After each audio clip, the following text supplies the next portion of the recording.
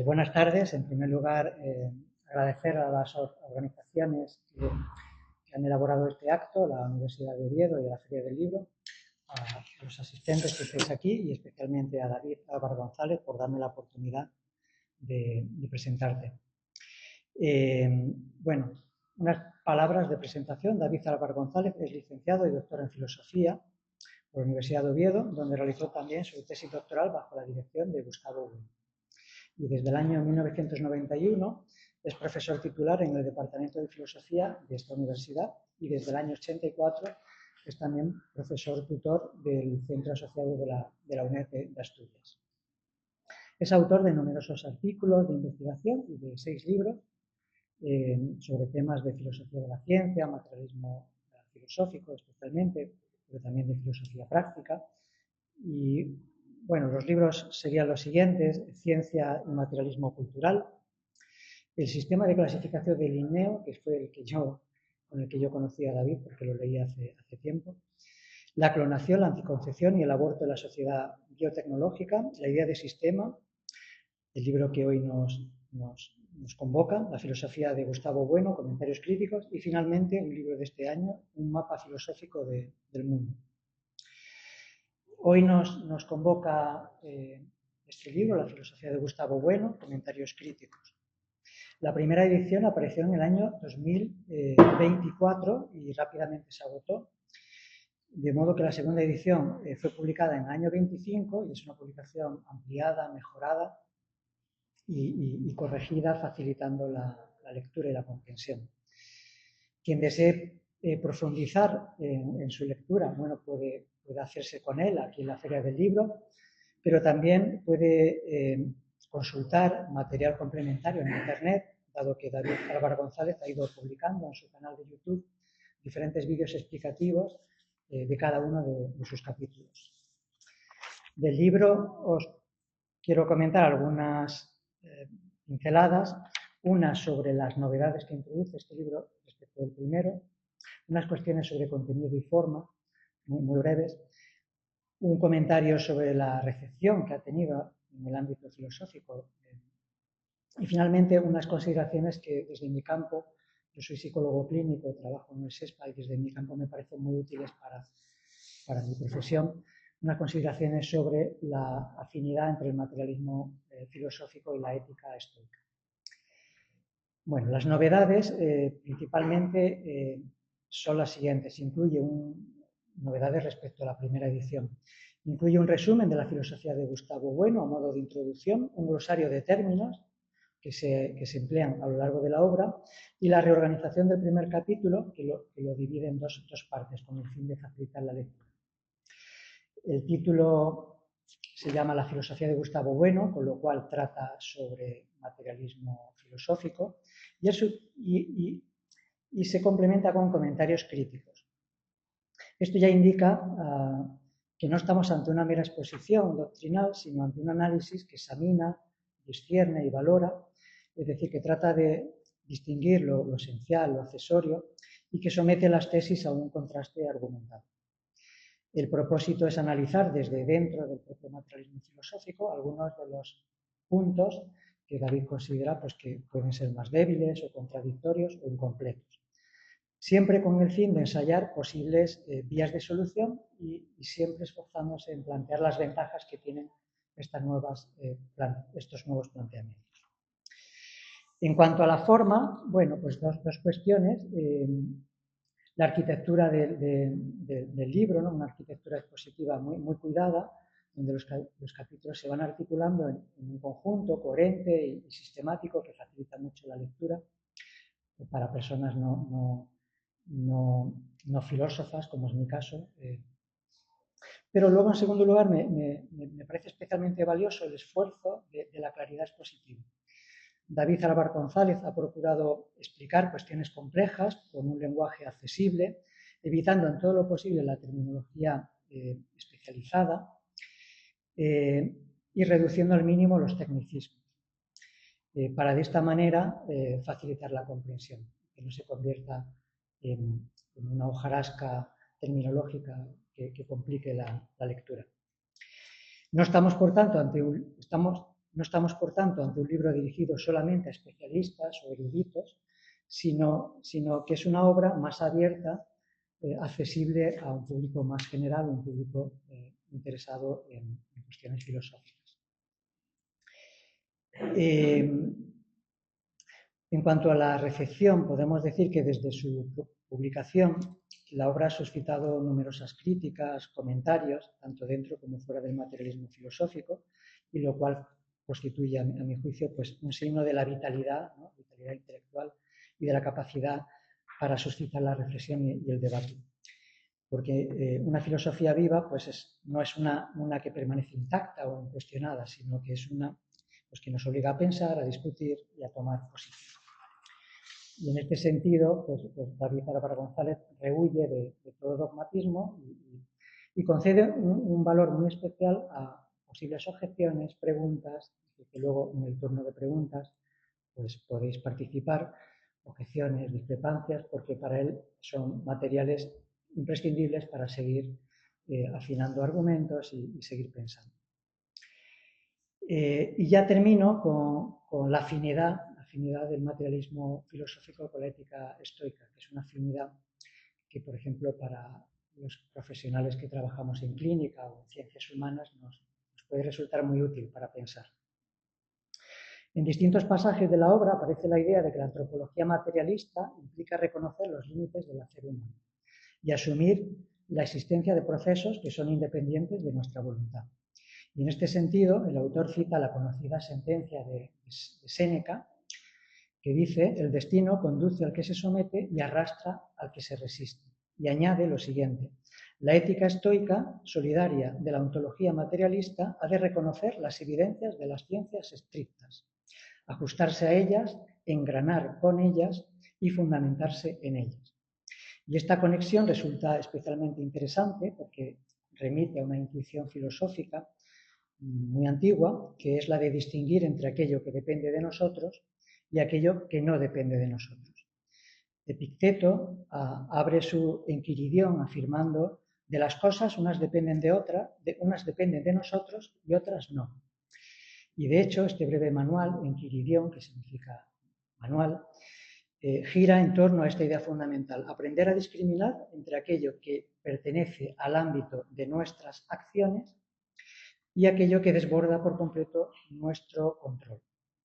Y algo semejante encontramos en el materialismo filosófico, que establece una distinción de clave entre realidades anantrópicas y realidades antrópicas. Las primeras remiten a estructuras de la realidad independientes de nuestras operaciones, como son por excelencia los teoremas y los principios de las ciencias naturales. De las segundas, que pertenecen al ámbito de los fines, decisiones y acciones humanas, es decir, serían las realidades antrópicas. Ahora bien, esta distinción no habría que cruzarla mecánicamente con la oposición entre ciencias naturales y ciencias humanas, dado que en estas últimas, en las ciencias humanas, también encontramos estructuras y procesos que son independientes de nuestras acciones y deseos. Desde esta perspectiva, ya voy terminando, la tarea antropológica consistiría precisamente en discriminar entre problemas que proceden de la estructura misma del mundo y problemas derivados de fines y de acciones humanas.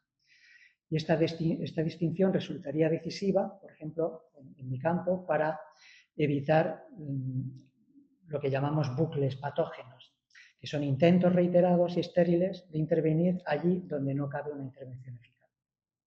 Empeñarse en transformar aquello que no puede ser transformado conduce fácilmente a la frustración, a la impotencia y a la melancolía. Como sabemos, el esfuerzo inútil conduce a la melancolía. Ignorar la estructura y el funcionamiento de la realidad no sería entonces un signo de libertad, sino una forma de extravío práctico. Y no deja de resultar significativo que algunas corrientes de la psicoterapia actual, más modernas, como la terapia de aceptación y compromiso, pues convergen en esta antigua intuición filosófica, dado que esta terapia plantea aceptar sin lucha aquello que no puede ser cambiado e implicarnos con compromiso en la acción transformadora allí donde el cambio sí es posible. Y quizá aquí se pueda establecer una conexión entre el materialismo filosófico y la concepción de la filosofía, entendida ya no solo como teoría, sino también como una orientación práctica, como un mapa filosófico para situarnos y operar en el mundo. Y esta afinidad me parece especialmente relevante para los que estamos en ciencias humanas y especialmente en las ciencias conductuales o clínicas. Y sin más, pues agradeciendo al público la presencia, pues le cedo la palabra a David Álvaro. Muy bien, Juan, muchas gracias. Y muchas gracias por toda esta intervención. Y bueno, yo voy a intervenir también muy brevemente, fundamentalmente para explicar el por qué se ha hecho una segunda edición de este libro y qué es lo que aporta esta segunda edición ¿eh? y, y lo que no cambia, por así decirlo, ¿no? Y luego, pues podemos dejar tiempo para que si algunas personas del público quieren hacer uso de la palabra, pues lo hagan. Bueno, este libro, la primera edición, pues ha sido muy comentada, tiene 7 reseñas, muchas discusiones, muchas presentaciones, etcétera, etcétera. Ha sido muy atacada. Y todo eso, pues realmente es de agradecer. Es muy de agradecer porque la filosofía es una actividad pública y es una actividad colectiva. Entonces, uno escribe un libro pues para que se lo destrocen, para que se lo desmonten, para que argumenten contra él. Esa es la función fundamental de escribirlo. Porque ya sabemos que con libros de filosofía pues no se gana mucho dinero, no es una razón de tipo económico, es una razón sencillamente de poner el trabajo que uno está haciendo a disposición del público para que miles de personas que lo lean, o los cientos o miles de personas que lo lean, o a través de los vídeos, o lo conozcan, etcétera, etcétera, pues pongan su cabeza también a pensar en lo mismo, para mejorarlo, para rectificarlo y para entre todos, pues construir una filosofía mejor.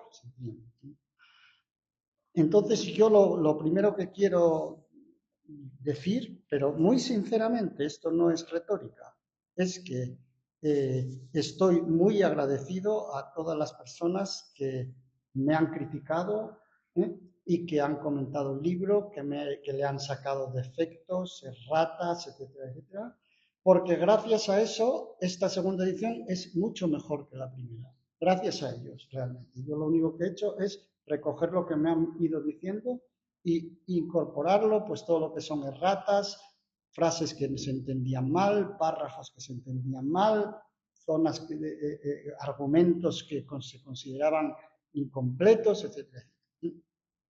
Y esto es lo que más me ocupó, realmente, porque yo este libro quería que fuera accesible a personas que no sean de filosofía. Y porque creo que la labor filosófica está abierta a toda la ciudadanía, no es una cuestión de especialistas, y de hecho los especialistas de otros asuntos, de otras ramas, tienen mucho más que aportar muchas veces que los propios colegas. Entonces, mi primera intención con esta segunda edición es que se entendiera. ¿Qué es lo que he hecho? Pues añadir ese primer capítulo explicando un resumen de la filosofía de Bueno apretadísimo, meter el glosario y luego, sobre todo, ¿qué he hecho? Quitar toda la terminología filosófica técnica, y especialmente la buenista, quitarla. Toda la que fuera posible quitarla, quitarla. Y la que no quité quedó en el glosario, pero el glosario nada, tiene 10 palabras, porque he dejado el mínimo, porque lo que me interesa es que se entienda. Si las cosas no se entienden, yo no creo que haya que hacer de la oscuridad virtud. Bien, entonces, he quitado todo el idiolecto buenista. Y esto ya digo que no es con una intención de desmarcarme de la filosofía de Bueno, porque este libro es un libro materialista, sino para hacer que el libro llegue a más personas, de tal manera que ese idiolecto tan especializado pues no sea una traba, no sea una muralla que dificulte la comprensión. Eso es lo primero que he hecho.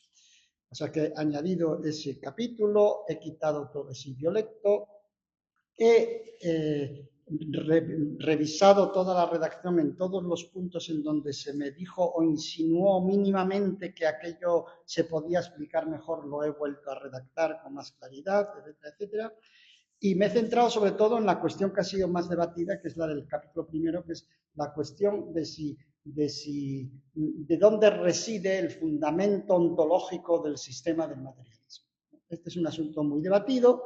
Yo tengo unas posiciones, otros tienen otras. Bueno, pues cada uno se tiene que hacer un juicio, por supuesto. No es una cuestión en la que, por supuesto, es una cuestión, pues, diríamos, litigiosa ella misma, porque caben varias interpretaciones y varias posiciones. También me he detenido más a explicar la idea de artes sustantivas, porque este libro trae de la primera edición una discusión que hubo sobre la idea de artes sustantivas de 3 lecciones que di yo en años anteriores, y eso merecía también mejor explicación, y también la cuestión de las ciencias formales, eso ahí hubo varios capítulos en los que se ampliaron cosas, pero vamos, las ampliaciones, de hecho el libro tiene como 100 páginas más de la primera edición, pero vamos, las ampliaciones son para hacer las cosas más comprensibles, más inteligibles, más accesibles, porque yo es vamos, el primer objetivo que me pongo siempre cuando escribo. Bien. La segunda cuestión que quiero decir, que me interesa decirla públicamente, es que en cuanto a todas estas discusiones que hubo con la primera edición, yo no he cambiado mis posiciones una coma. O sea que las posiciones son las mismas. Y no por obcecación, sino porque me parece que las cuestiones tal como están planteadas aquí resisten las críticas que se les han hecho, y creo que las han resistido muy bien. De hecho, yo estoy muy contento con cómo las han resistido. Porque yo he ido contestando a todos los que me criticaron en todos los asuntos, etcétera, y no me parece que haya razones importantes para cambiar las posiciones defendidas. Yo no he visto ningún argumento de peso que haga necesario rectificar nada de lo que aparece en la primera edición en cuanto a los contenidos. Luego, la siguiente cuestión que quisiera comentar es que yo estoy convencido, pero muy profundamente convencido, de que la mejor manera de honrar a un filósofo es discutir su obra. No hay otra manera mejor. No es una cuestión de ponerle calles, estatuas, altares, no. La manera veraz, real, de darle importancia es darle beligerancia y discutir. Esa es la mejor manera de hacerlo. Y yo lo he intentado en todo momento, con toda seriedad, y con la consideración de todos los argumentos de bueno, etcétera, etcétera. Me parece que esta manera rigurosa, no retórica, sincera, veraz, etcétera, de discutir es el mejor homenaje que se puede hacer a su filosofía y al filósofo mismo.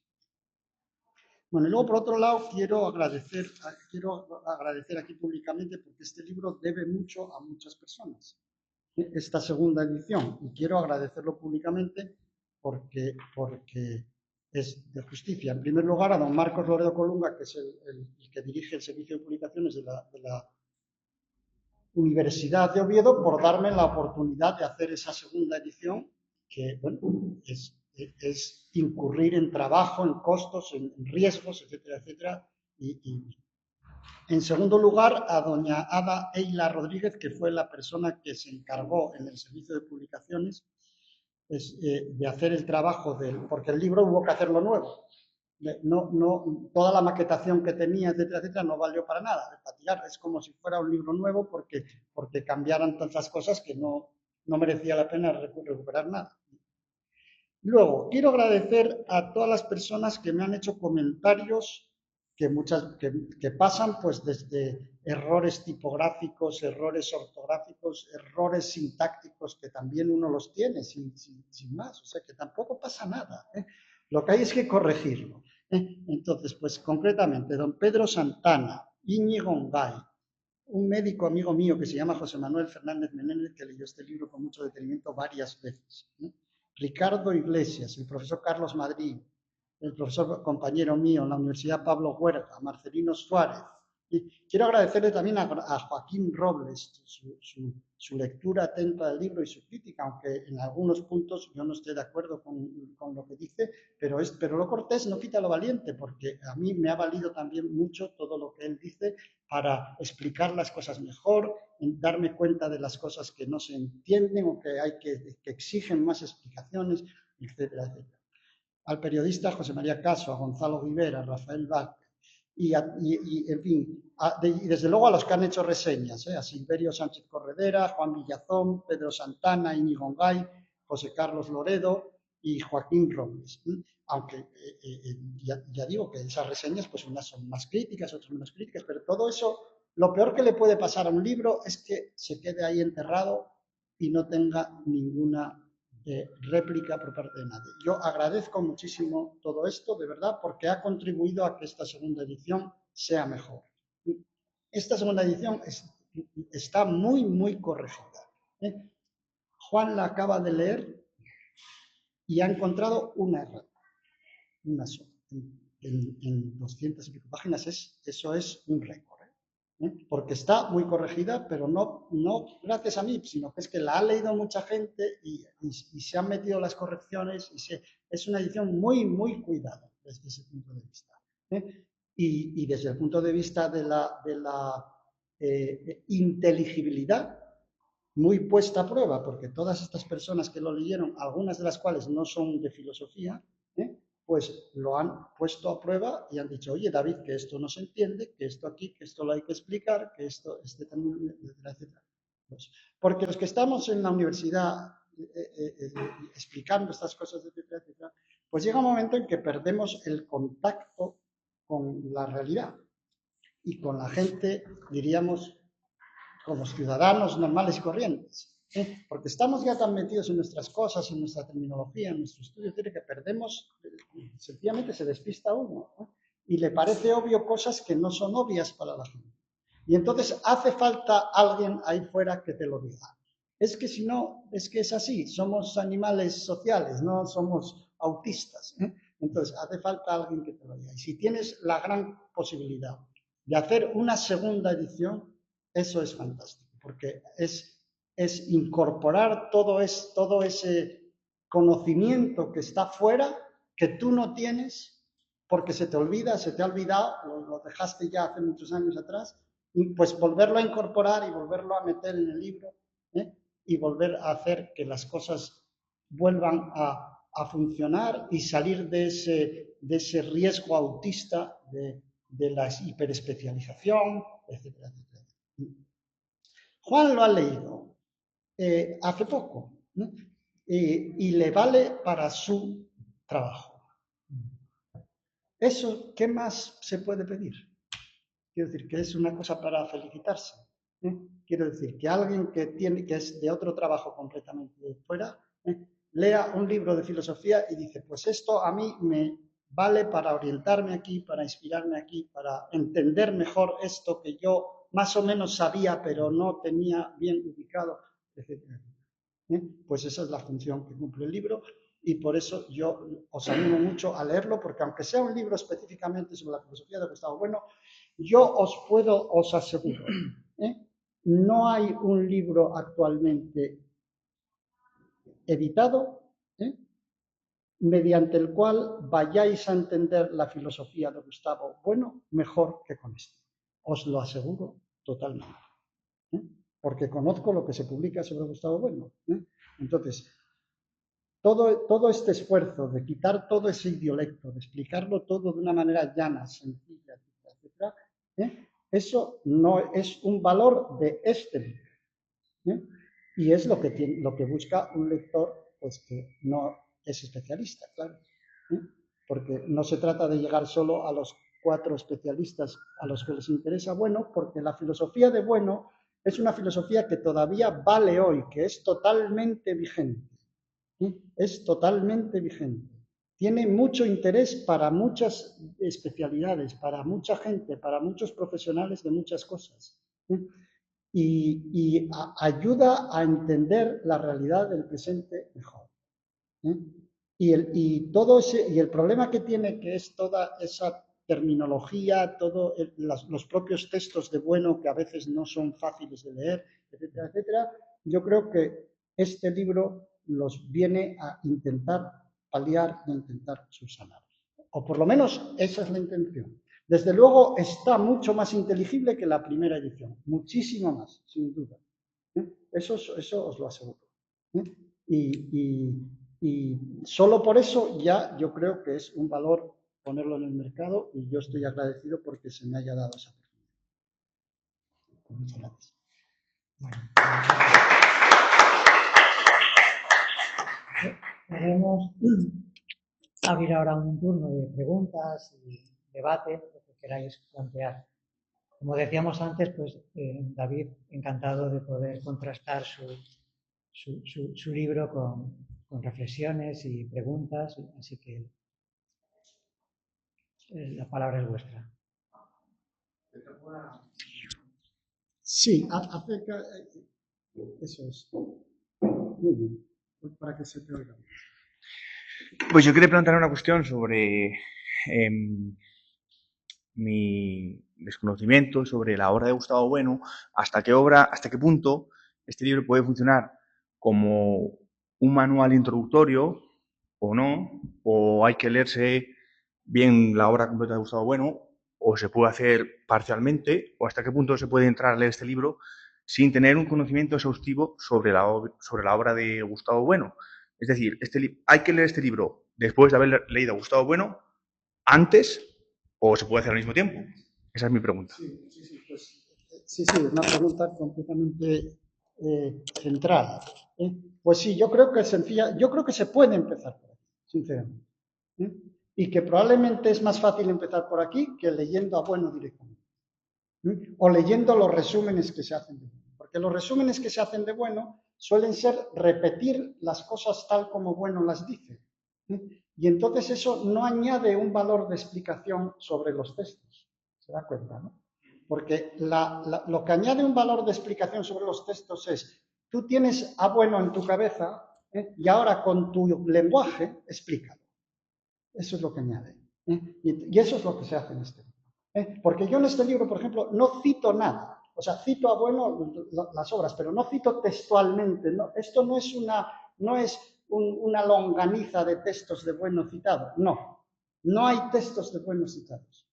Porque yo tengo una idea como autor de libros, en el último libro también lo habrás visto, yo tengo una idea muy clara. Yo soy el autor. Yo escribo desde la primera palabra hasta la última. Se acabó. Porque el libro es mío. Y si quiero dar cuenta de lo que dice otro autor, pues lo explico. Este autor dice esto, pero lo explico con mis palabras. Ha pasado por mi cerebro. No empiezo a ensortijar citas.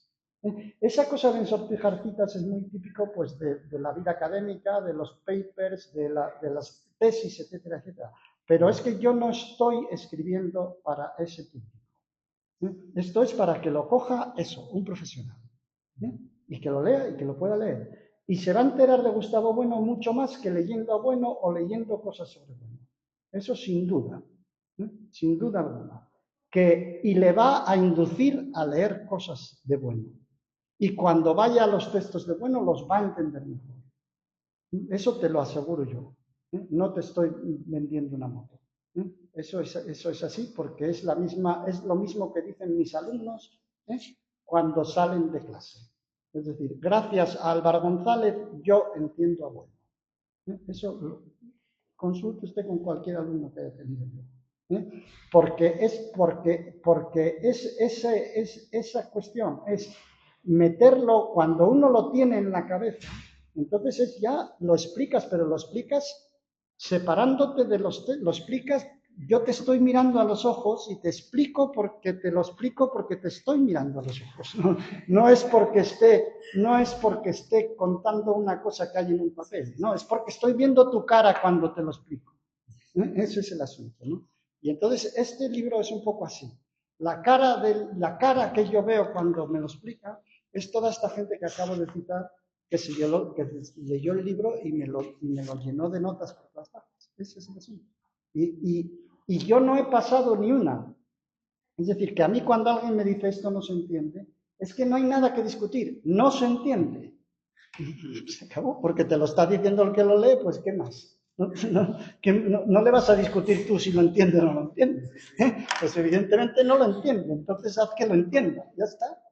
Entonces, ese es el asunto. Entonces, cuando un alumno te levanta la mano en clase y dice, esto no lo entiendo, pues es que no lo entiende, la culpa la tienes tú, él no lo entiende. Pues haz que lo entienda.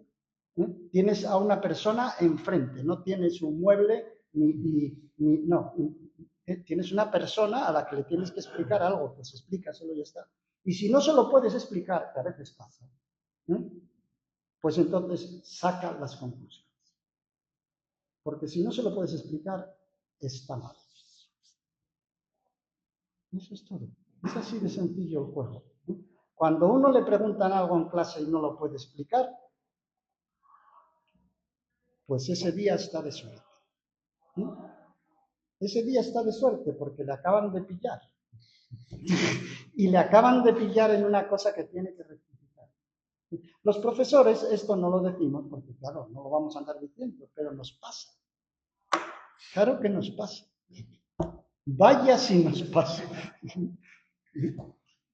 Pero claro, ahí está la diferencia entre el profesor que se da cuenta que le pasa y se lleva los deberes a casa, y el que hace ahí una chapuza, sale del paso y hasta la siguiente vez que le pase, otra vez, en el mismo, tropezando en la misma piedra. Y esa es la diferencia. Eso es lo que marca la diferencia. Sí. No, pero vamos, yo recomiendo mucho este libro incluso como una introducción tal como ha quedado ahora en la segunda edición, inclusive como una introducción a la filosofía de Gustavo Bueno, de verdad. Y además, vista la filosofía de Gustavo Bueno, metiéndole algo de crítica, pierde el carácter dogmático que muchas veces tiene. O sea, que al ver la filosofía y a la vez la crítica, aunque no compartas su crítica y tú estés del otro lado, pero ya te pones en un marco dialógico en que la exposición ya no es dogmática.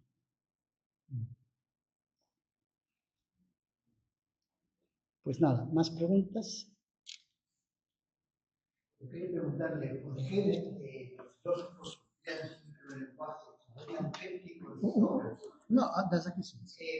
Que da la impresión de que utilizan muchas palabras huecas sin ningún significado real para tratar de comunicar algo, yo creo que para hacer que la gente no entienda esto de comunicar. Sí, eso es una pregunta. Mire, le voy a contar una historia que es verídica. No voy a decir el nombre porque vamos a ponernos... pero vamos, es muy típico.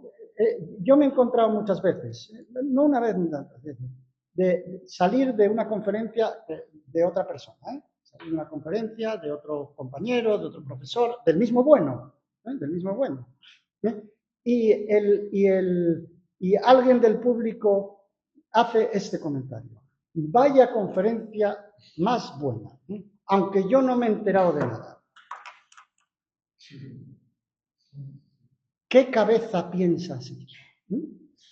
Pero es que la oscuridad tiene cierto encanto, tiene atractivo. La oscuridad tiene atractivo, pero tiene atractivo para la gente, para el público. Y entonces el que está de este lado lo sabe. Y usa eso como un recurso retórico más. ¿Se da cuenta, no?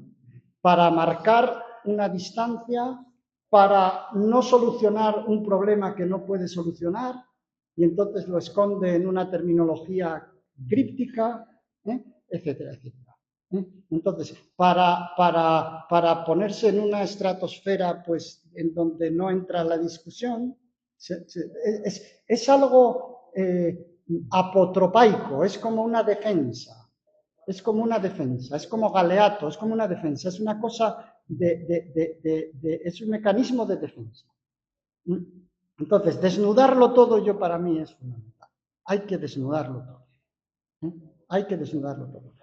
Que a veces hay tecnicismos que hacen falta, también eso es verdad. Los tecnicismos lo que nos hacen es, muchas veces, pues, si estás ya en la comunidad que conoce el tecnicismo, te permite referirte a las cosas con más rapidez, eso sí, y a lo mejor con más precisión, eso sí. Tampoco hay que decir que sean inútiles, porque eso es lo que pasa en ciencias, en técnicas, pasa en todas las cosas. Pero en lo posible hay que prescindir de ello. En lo posible hay que prescindir de ello. Otra cosa es que luego, también, como el nivel del público es el que es, yo, por ejemplo, escribí ahora un libro que se acaba de publicar, un mapa filosófico del mundo.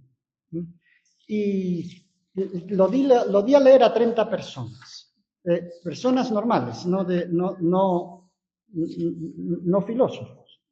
Y les dije, bueno, lo que no entendáis, lo subrayáis. Es así de fácil, nada más. Porque yo lo cambio, ya está. ¿Qué trabajo me cuesta? Me llevó una sorpresa, efectivamente. Te pueden subrayar términos técnicos, pero es que la gente también te subraya muchas palabras que son del español. Porque si tú dices, pues qué sé yo, palabras a lo mejor que son un poco raras, qué sé yo, como pueda ser equivalencia o anfibología o cosas así, que, bueno, que son palabras que nosotros, los que estamos en la universidad, tenemos el vocabulario un poco más ancho, claro, porque es normal, nuestra profesión es hablar. Entonces, pero no es porque seamos más listos, es porque es nuestra profesión. Entonces, también ahí hay un problema de cuántos miles de palabras maneja el lector medio. Porque a lo mejor si estás utilizando una palabra pues que no es muy usual, pero es español. Entonces también hay un punto. Yo en ese libro concretamente tengo una lista muy bonita que además la tengo encima del escritorio para cuando escribo, de 100 palabras más o menos que quité, pero que son españolas, no son filosóficas. Son eso, como si dices tu equivalencia, anfibología, cosas, estas son las que me acuerdo. Pues qué sé yo, qué más eran, pues cosas así un pelín inusuales, pero nada más.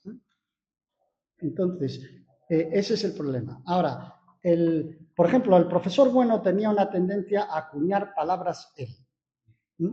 Esto es una cosa que obedece a lo mejor a una necesidad en algún momento dado, pero obedece también a una voluntad de diferenciarse. Porque si creas un idiolecto, pues entonces parece que es que estás tú inventando parte del mundo. Entonces, eso hay que tener cuidado, es un juego peligroso. Otro que hacía esto mucho era Haeckel, el biólogo del siglo XIX. Haeckel inventó decenas de palabras. De esas decenas de palabras, claro, nos quedaron algunas. Por ejemplo, ontogenia, filogenia, una serie de cosas que son de él. Pero bueno, también inventó muchas que luego no fueron a ninguna parte.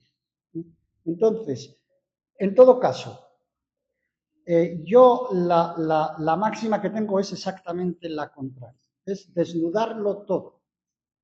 Desnudarlo todo. Es la estrategia del cuento del conde Lucanor. Decir en alto que el rey está desnudo, sencillamente. Decir en alto que el rey está desnudo. Eso es. Entonces, ese es el asunto. Ahora, ¿eso por qué pasa? Pues porque tiene su éxito. A la gente le gusta el misterio. Y le gusta... Recuerdo a las clases de bueno, recuerdo salir de un aula que nos vayamos sin uno. ¿Qué ha dicho? ¿Qué ha dicho? Había cosas que no nos enteramos. Sí, bueno, jugaba mucho. Que realmente teníamos que claro, así como que bien Sí. ha hecho la clase, Sí. Bueno, era en ese aspecto, era muy, diríamos, irregular, sí, que tan pronto podías decir contra qué idea más luminosa, más clara, como estar en una maraña de oscuridad, porque es que también, bueno, lo que hacía mucho es que usaba las clases para pensar. Eso es una cosa que hacemos los profesores también, claro, porque es muy bueno. Cuando tienes que explicarle a alguien algo, canta la gallina, porque es cuando canta la gallina de si aquello está bien o no está bien y si lo puedes explicar o no lo puedes explicar. Y entonces, bueno, utilizaba muchas veces las clases para ir aclarándose él. Pero claro, esas clases en las que él se iba aclarando, para los que las escuchaban eran una tortura porque era un entrar y salir y vuelta y para atrás y para adelante y no sabías y no concluir nada y eran muy complicadas. En cambio, cuando Bueno explicaba cosas que tenía claras ya porque ya las habías puesto en un libro, ya las habías puesto muchas veces, etcétera, etcétera, era muy conciso, pum, pum, pum, pum, y quedaba todo muy clarito. Ese es el asunto. Pero esa trampa de usar las clases para trabajar, la hacemos todos los profesores. Sí. Claro, porque es que es muy tentador. Es muy tentador usar una clase para hacer un experimento. Dice, bueno, pues hoy voy a hacer este experimento, a ver qué pasa. Y vas viendo.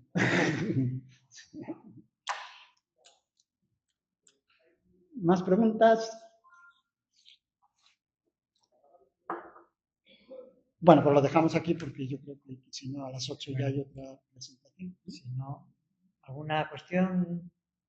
¿Nos puede quedar todavía tiempo para una más? Una curiosidad. Sí. ¿Estás satisfecho de que la segunda edición corrija tanto a la primera o habrías preferido que esas correcciones las hubieras podido haber hecho ya en la primera edición? Sí, bueno, yo siempre que escribo, antes ya de pasarlo a la editorial, lo paso a toda la gente que se deja. Porque es que eso es fundamental, porque cuando uno escribe está uno metido ahí, tiene que solucionar tantas cosas a la vez, ajustar tantas cosas, que es que no está en su mejor momento.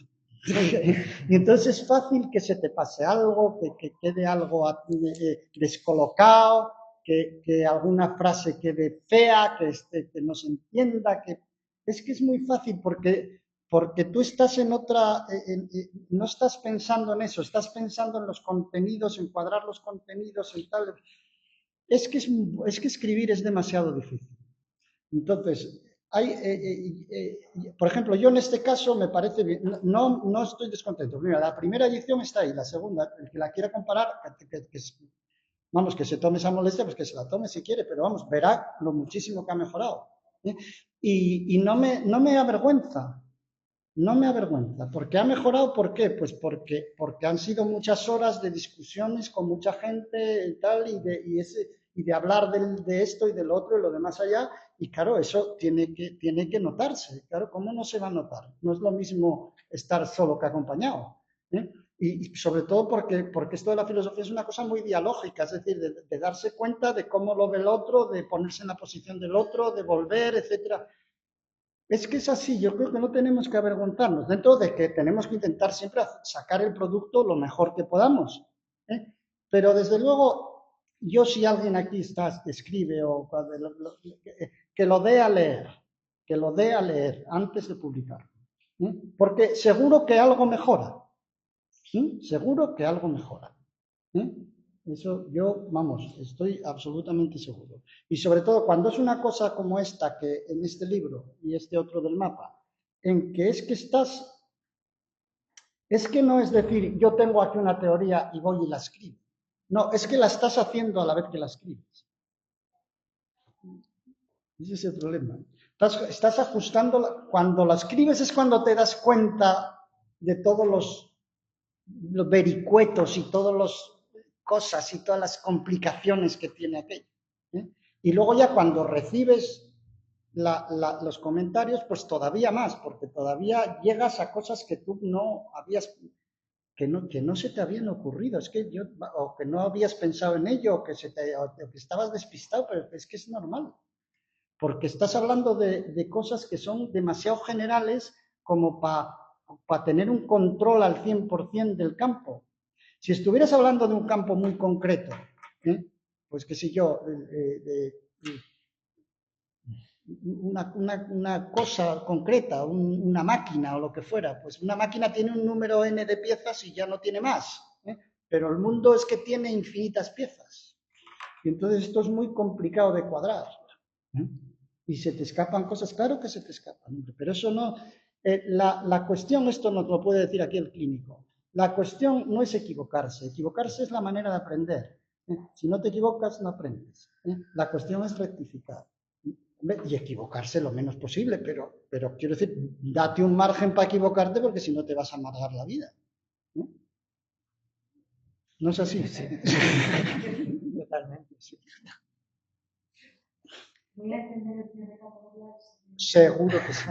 Seguro que sí. Sí. Sí lo vas a entender. Sí. Por lo menos lo que es las cosas nucleares, sí las vas a entender. Y si no me llamas, me escribes, me pones en el YouTube o lo que fuera, sí lo vas a entender. No es tan difícil. No es tan complicado.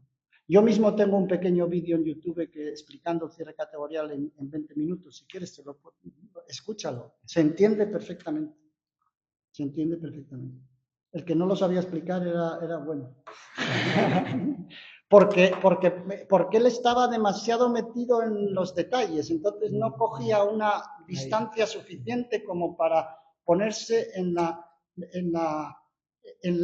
piel de alguien que lo ve por primera vez. Es que eso pasa también, claro.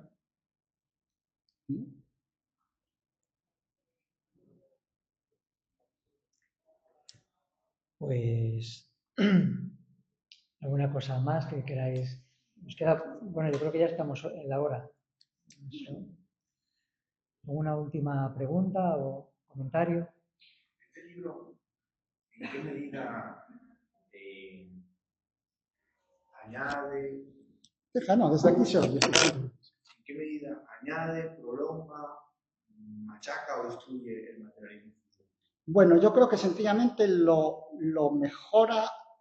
Este libro es muy materialista, o sea, que no se sale del materialismo. Lo que pasa es que aprieta las tuercas en ciertos puntos, ¿no? Y yo creo que lo mejora en algunos puntos importantes. Por ejemplo, la teoría de las artes sustantivas, yo creo que es una teoría materialista que, bueno, no le dio tiempo a hacer y está ahí hecha.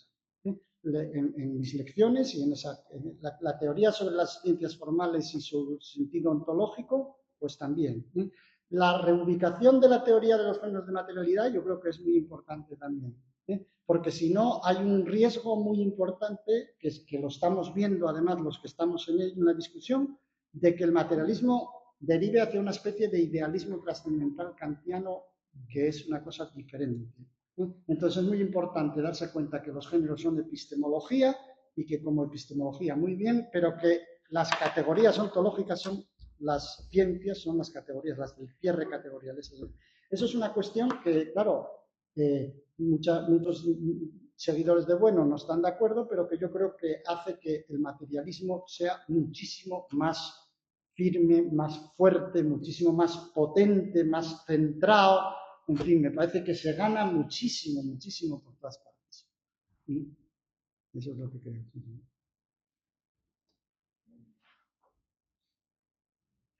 Bueno, pues decía Ortega que la claridad es la cortesía del filósofo.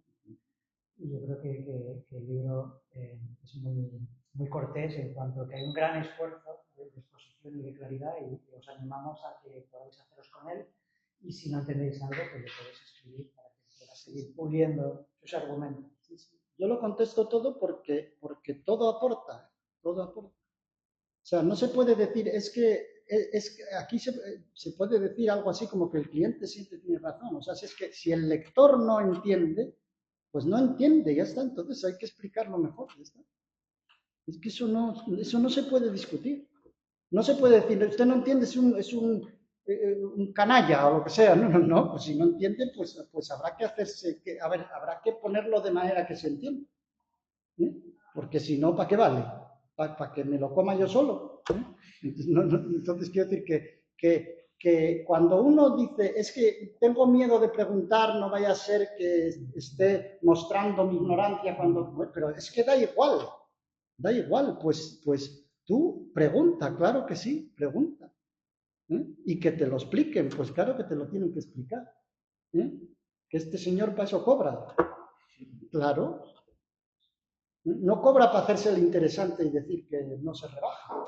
No, cobra para explicar lo que tenga que explicar a quien sea. Entonces eso no se tiene uno que cortar nada. De verdad que no. No resistirme ahora que llegas a ese punto. Porque describiste perfectamente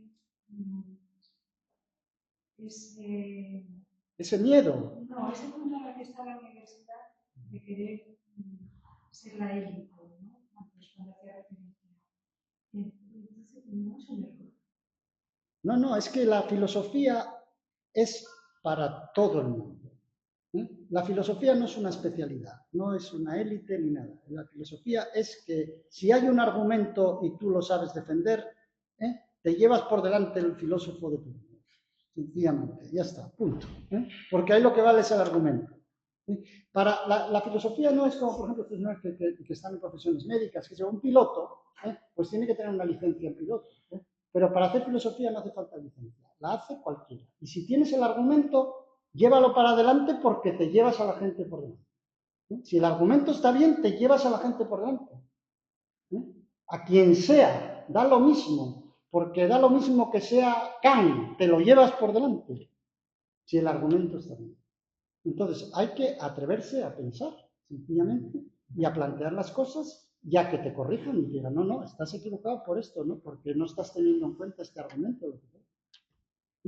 Pero eso tú y yo, porque estamos en la misma corrida de toros. Quiero decir que yo cuando escribo un libro y cuando digo esta tesis, esta, la otra, me estoy exponiendo también, claro. Claro que me estoy exponiendo. Ese es el juego y la gracia. Claro. Pero entonces todo el mundo puede opinar. No es opinar, tú das argumentos. Las opiniones no nos interesan, porque tú si dices, yo opino esto, bueno, pues si no das argumentos, ¿a mí qué más me da? Es una cosa como sociológica. Pero si das un argumento y el argumento es potente, cuidado. Porque eso nos afecta a todos. El argumento nos afecta a todos. La opinión te la guardas tú para tu vida privada, pero el argumento nos afecta a todos. Ese es el problema. Y nos interesa a todos. Y como lo des, te lo vamos a destruir. Ese es el juego. Porque aquí no se hacen prisioneros. Se mata a la gente directamente. O sea, como esté mal el argumento, te lo destruimos. Sigue siendo válido aquel concepto de que filosofía es por amor a la sabiduría. Bueno, hay que tener un amor al saber porque efectivamente hay que saber de muchas cosas para hacer filosofía. Entonces, al que no le guste estudiar, pues que se dedique a otra cosa. Porque hay que estudiar como un cerdo. Porque claro, el mundo es muy complicado. Y hay que saber de muchas cosas. Entonces, tiene que haber un cariño por estudiar y por saber, porque si no, no se puede hacer filosofía. Desde la ignorancia no se hace filosofía.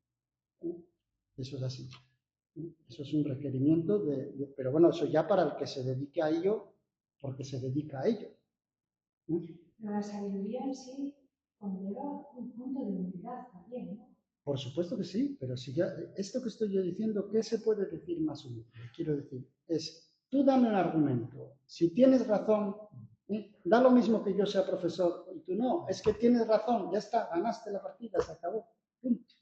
Me gustó mucho la referencia que hiciste antes, el tema de la universidad, porque pues, con cierto, no dolor, a lo mejor hace 20 años hubiera empleado el término dolor, hoy no.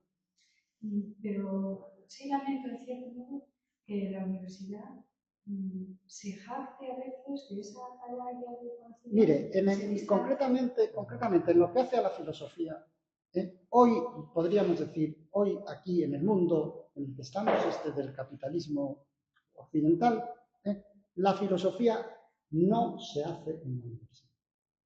Es así. En la universidad se explica historia de la filosofía, se tratan una serie de asuntos manieristas muy raros, pero propiamente no se hace filosofía. No es el sitio donde se hace filosofía, porque la filosofía se hace, pues eso, en las prensas, en la televisión, en los más media, en las películas, en muchas cosas. Pero en la universidad no se hace filosofía. En la universidad, ya digo, hay una especie de culto manierista por los clásicos, para decirlo de una manera que no moleste demasiado. Ahora sí, ¿eh? Bueno, pues nada, espero vuestro interés, vuestra participación y nada, esperamos que os hagáis con el libro y que lo podáis leer y contrastar la claridad de David. Y un aplauso para él también.